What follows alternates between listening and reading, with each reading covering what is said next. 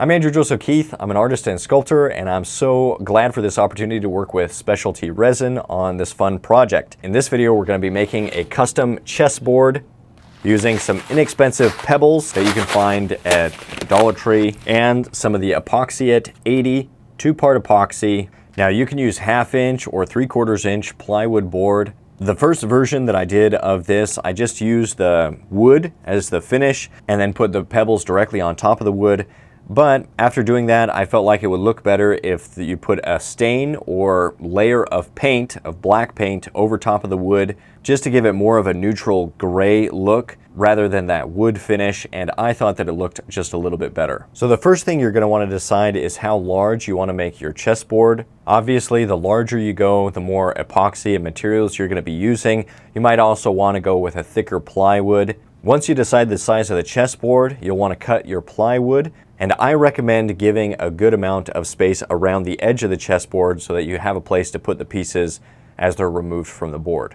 Once the board was cut, I sanded it down and then added a thin layer of acrylic paint over the entire board. And you can mix this with water if you want the wood grain to show through a little bit more. And this thin layer of black paint helped neutralize the warm color of the wood, making it more gray, which I liked, and I found that it worked a little bit better as a base for these pebbles that we're going to be adding on top. Next, I took a ruler and then marked out the board on top of the wood base so that I knew exactly where the squares would end.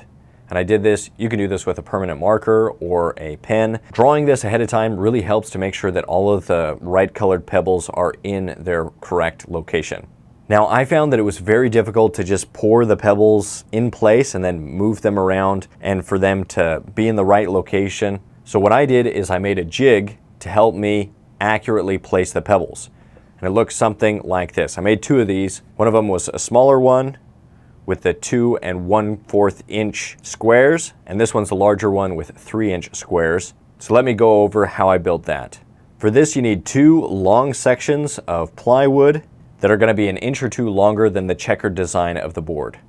And I try to make sure that these are the exact same size. As far as height, this one is about 2 inches tall.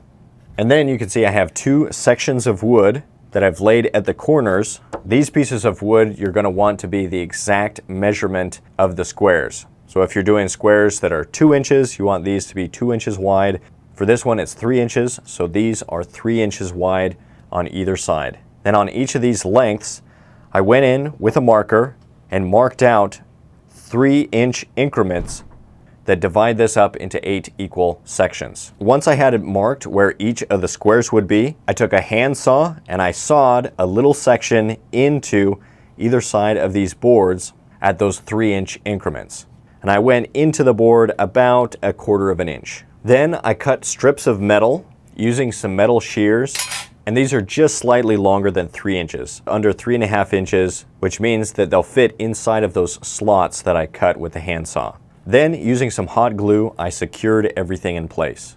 It's really important to make sure that these don't shift, because if one of these sides shifts, then all of the squares will be tilted, and that's not what we want for this. We want it to be really straight. So take the time to really make sure that everything lines up so that those squares aren't skewed in any way. It takes a little bit of time to make this jig, but once you have it, it makes pouring the pebbles so much easier.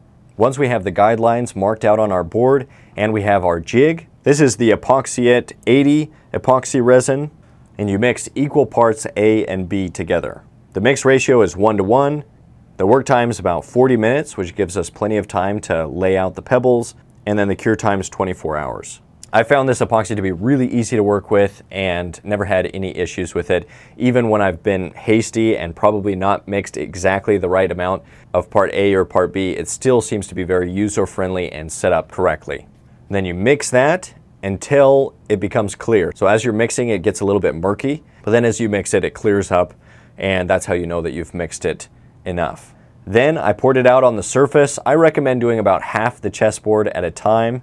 And I just poured a thin layer, and I was working on a level surface so that it's not running all over the board. Once the epoxy is in place, I put some pebbles around the edges of the jig so that I could set it down without it getting epoxy all over the bottom.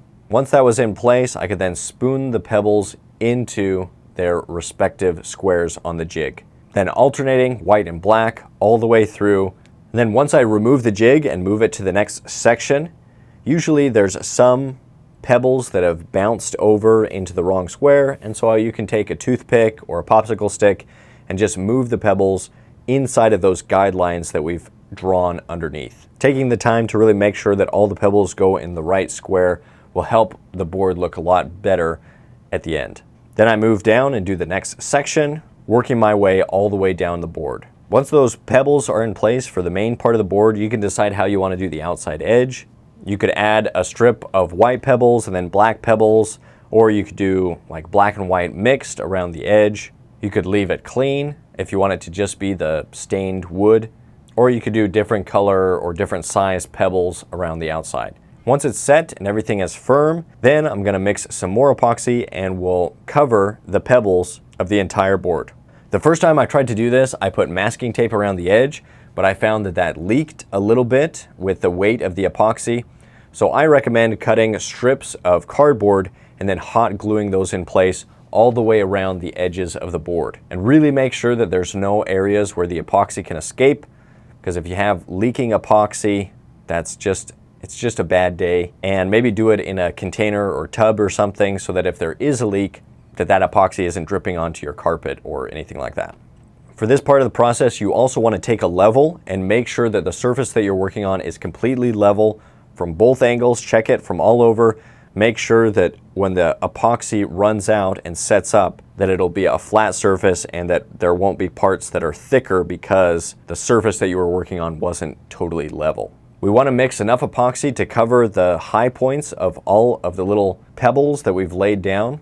So we're going to mix a good amount of epoxy and we're going to pour that over the entire surface. If you have a vacuum degasser, that's really helpful to get rid of all of those air bubbles. And then typically they recommend pouring in one location and letting it run out over the whole surface.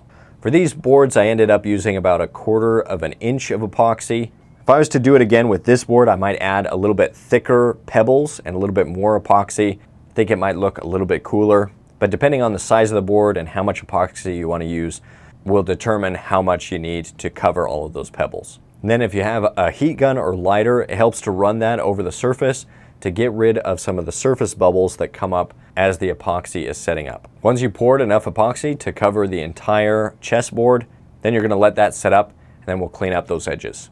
To clean up the edges and make them look really nice, you can use a machine file. On this one, I've given it a little bit of a bevel that's come in a little bit. You can just square off the edges if you want, whatever you feel looks better. And if you prefer a murky or a cloudy look to the epoxy, you could take some 220 sanding paper and a rotary sander and just sand down the surface.